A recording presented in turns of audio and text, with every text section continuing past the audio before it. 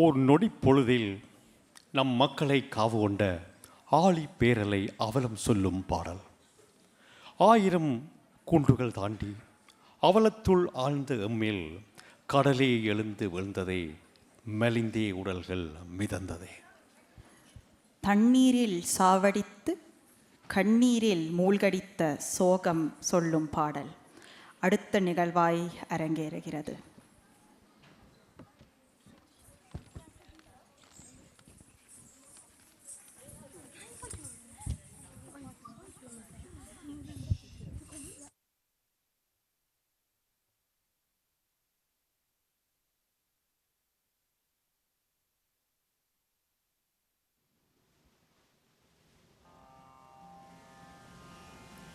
அழிவுகளையும் வேதனைகளையும் சுமந்து வந்த எம் தமிழீழ மக்களுக்கு பக்கபலமாக நின்ற இயற்கையும் கைவிட்டது.